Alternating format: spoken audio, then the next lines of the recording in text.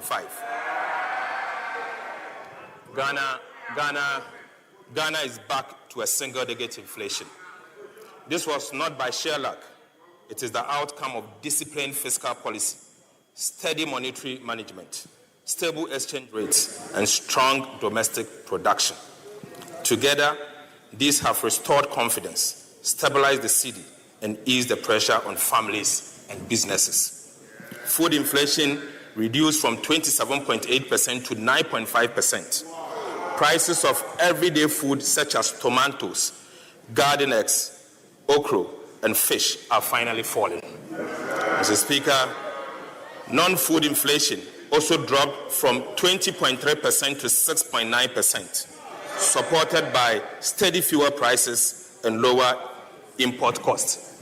Right, Honorable Speaker, this progress proves that sound policies brings real relief. Sound policies brings real reliefs. Mr. Speaker, both imported and local price pressures are now contained.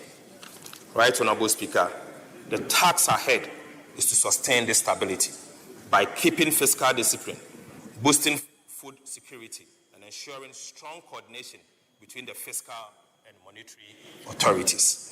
Mr. Speaker, I now take you to fiscal performance. Mr. Speaker, 2025 marked one of Ghana's strongest fiscal turnaround in decades.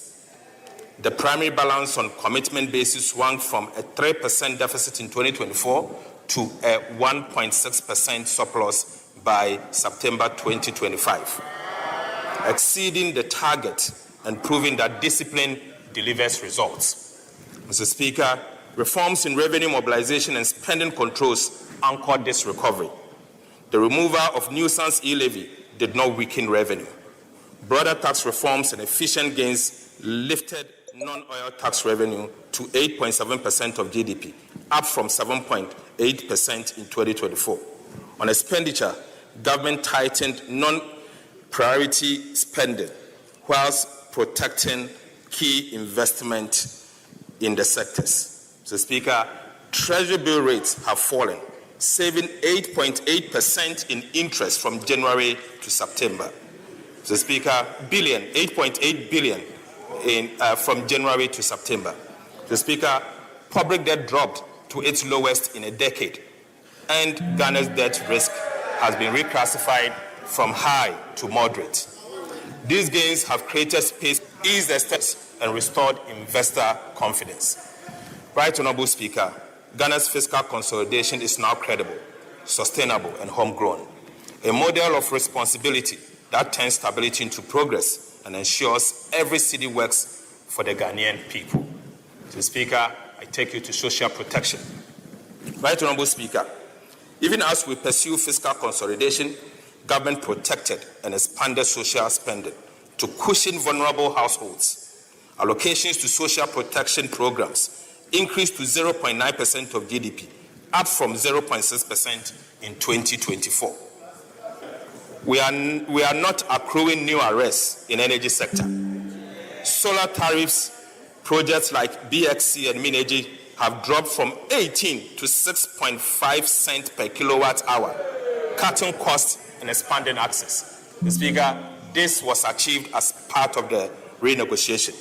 Mr. Speaker, the Electricity Company of Ghana revenues has risen almost 90%, from 900 million to 1.7 billion Ghana cedis per month, thanks to better enforcement of the cash waterfall mechanism.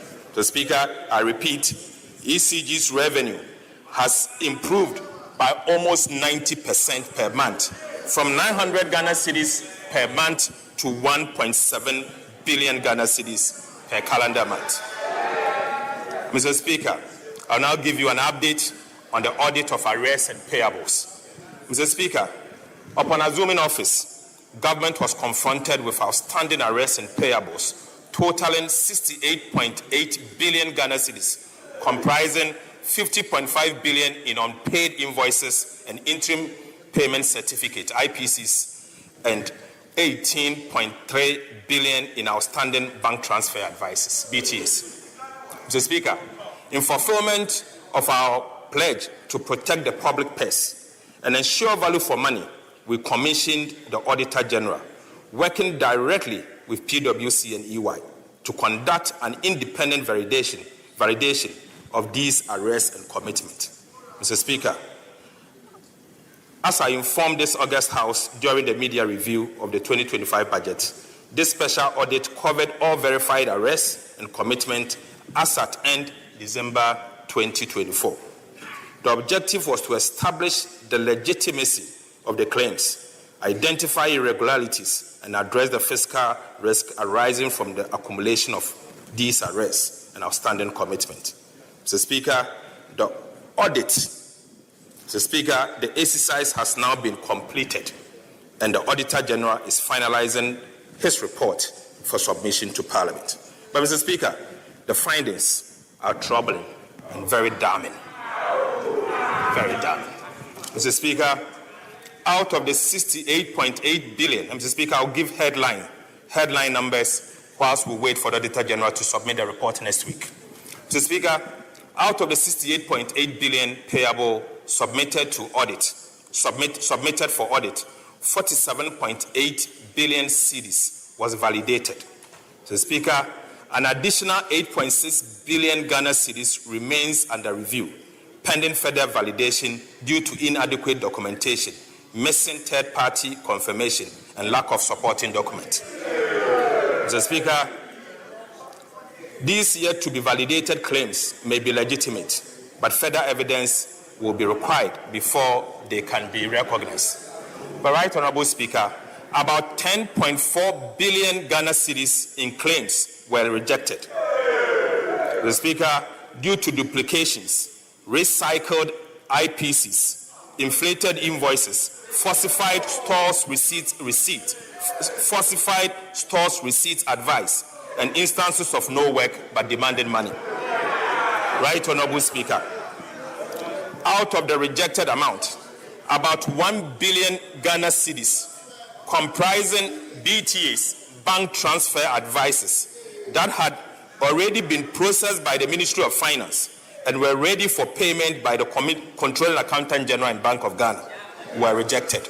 The Speaker, without this audit, these claims would have been paid, underscoring the importance of vigilance and verification. Mr. Speaker, about 2 billion Ghana cedis was also reclassified from claims to BTS. Right Honorable Speaker, the report is ready and it will be submitted and the detail may be discussed by this House.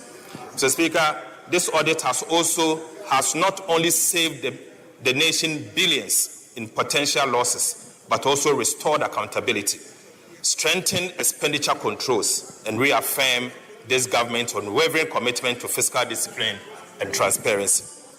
The Speaker, we have identified an abuse in the use of import declaration forms, IDFs. The Speaker, I'll give you the update. Right Honorable Speaker, our investigation into Ghana's import system exposed a staggering abuse of import declaration forms, a tool meant to support legitimate trade, but now hijacked for illicit transfers and tax evasion. Mr. Speaker, between April 2020 and August 2025, over 525,000 transactions amounting to an equivalent of $83 billion were processed through ICOPS. Mr. Speaker, surprisingly, these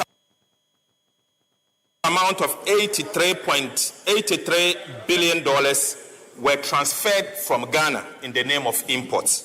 But surprisingly, Mr. Speaker, only 10,440 of these transactions were linked to actual imports. Mr. Speaker, an equivalent of $31 billion in transactions were transferred abroad with no goods imported into the country. Mr. Speaker, this leaks bleeds our reserves, weakens the Ghana cedi, and deprive the economy of resources that should have been used to build schools. EpaHoaDaben ti sinupi na nokre eye baako pe.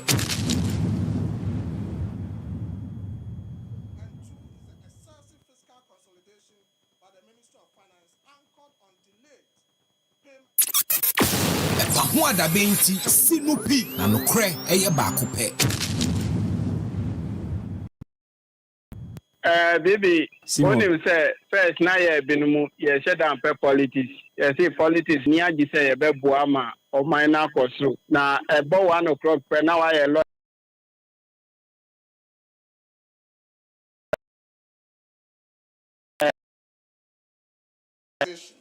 Sterilization simply means that this government assumed that there was so much money in the pockets of the Ghanaian people and therefore decided to siphon all these monies back into the Bank of Ghana, depriving households of potential disposable income and increased consumption.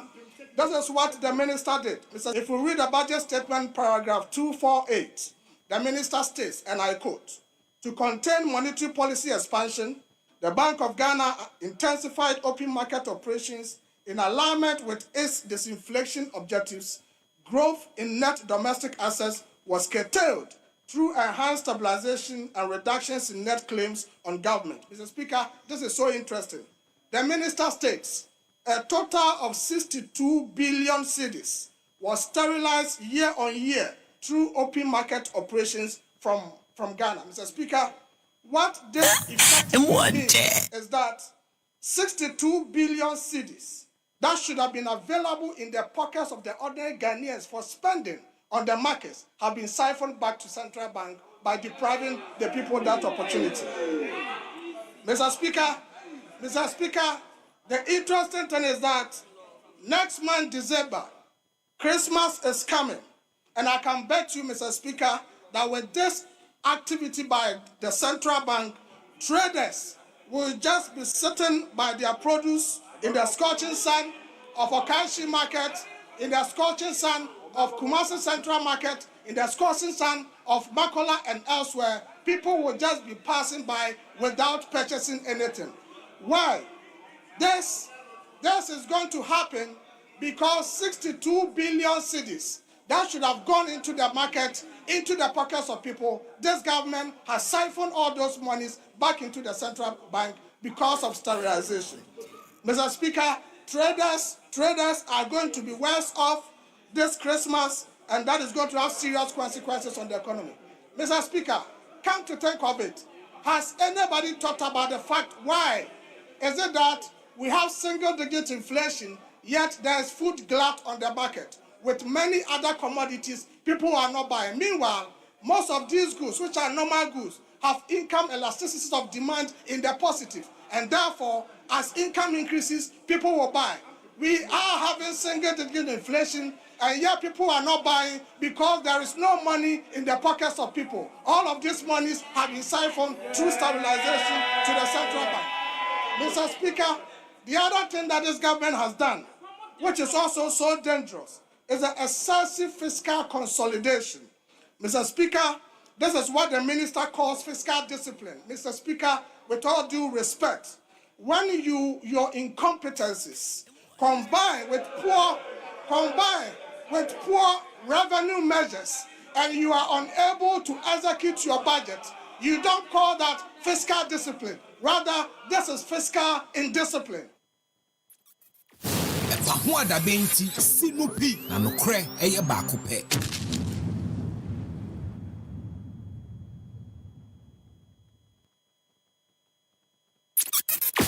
EpaHoaDaben ti sinupi na nokre eye baako pe.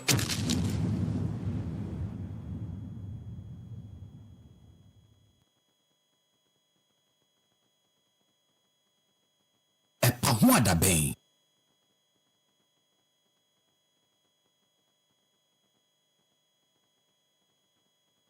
Yes, we had borrowed on the market over 60 for almost 8 years. We had borrowed on the market over $60 billion, and yet we could not manage the city. When he mentioned that we borrowed to the tune of 60 billion Ghana cedis, unless their 2025 budget is wrong. Go to page 14, paragraph 143. It says 49.4 billion cedis and not the 60 billion. And for the people of Ghana to have given the mandate to His Excellency John Dramani Mahama to refix the mess that this country has been known for 8 years. He inherited an economy that was in a mess. An economy that was in a mess left 1 trillion of GDP as against 219 billion Ghana cedis in 2016. An economy that was in a mess, Mr. Speaker. We left 4 months of import cover, close to $9 billion. An economy that was in a mess. Inherited an IMF program that had derailed. We had missed most of the benchmarks that we needed to implement. He also mentioned that the IMF program was derailed.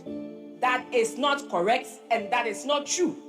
We were here when the finance minister mentioned that when he came, he inherited an arrears to the tune of 68.7 billion. And based on that, he used it to calculate the deficit. Just last week, he came to correct himself, and I was expecting that he will go back to the numbers and correct it. He said they have validated the arrears of 68 billion, and it's only 47.4 billion that is recognized arrears. So that if it is 47.4 billion that is recognized arrears, how then do you consistently use 6.8 to prove a point?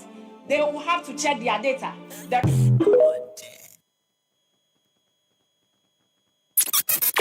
EpaHoaDaben ti sinupi na nokre eye baako pe.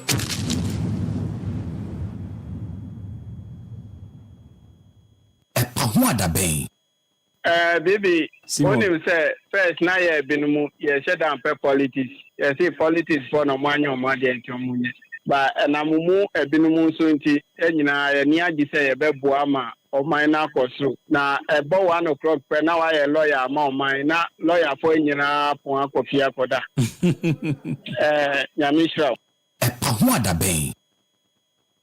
Eti said ye edru awia show uzi wentie happy. EpaHoaDaben. Ukutie baby ya kabia ukase nko baby ya. Eti said ye edru awia show uzi wentie happy. EpaHoaDaben. Ukutie baby ya kabia ukase nko baby ya. And very refreshing for me. That's one of my favorite shows, and I'm like, because I didn't I mean, there is no agenda setting. You see, and I can live with say genuine mistake. Yeah, I can live with it. But they mean to me, and live with this woman's now say why because of one personal interest. And I think that's what is happening. And maybe it's but posterity will judge one day. One day, someone say, "Oh, that you know, great journalist, not the BB." Or my mouth never confess. For me, as in, because we should be guided by the love for the country. EpaHoaDaben. EpaHoaDaben. It is said here, Edru awia show uzi wentie happy. EpaHoaDaben. Ukutie baby ya kabia ukase nko baby ya. Baby, when you say first na ye binumu ye shut down politics. Ye say politics for no money or money enti omunye. Ba na mumu binumu so nti enyina ye ni agi say ye beboa ma oman na akoso. Na ebo 1 o'clock pe na wa ye lawyer ma oman na lawyer for enyina pon akofi akoda. What I'm trying to say now, and I say, party in your team. Sa time I am nomination of static campaign. Yen never started. And then yen executive winner ebitua anon. But omu nyina omu ye victim, omu nyina perpetrators and corporates. Omu nyina do be no be no me omu de buy. But what I'm trying to say is say your wife clean is lately clean yeah. Then yen ka say e fi na ekon obi ya be disqualify. And no the obi ya one disqualify because that one say you disqualify no. But don't when e be call round. Me no kase oko kape obi so hey say last week obi come so on the koye na juma na one me busa we are national officer we check me former MP and the former deputy minister of party we mana because we are national officer is that what you are telling me now we be your party we we me your party we dem is what you say it you think can say makoba bi me ni kwa say me share obi what you say but meanwhile you are doing it you are going around campaigning. What do you say? You can say what the general secretary. The fact that you're a general secretary doesn't make you an exclusive member of this party. You understand? But said by virtue of the position, the fact that not me them EpaHoaDaben. EpaHoaDaben. As a son, one of the woman in the media, and I think I'm a photo here. So go with the kind of moment. If you want, number one, a party reforms. And no, you are the back one. Yes, sir, you made the break, near. And I'm saying, number two, you're modernizing the party. We are just not going to be fixed.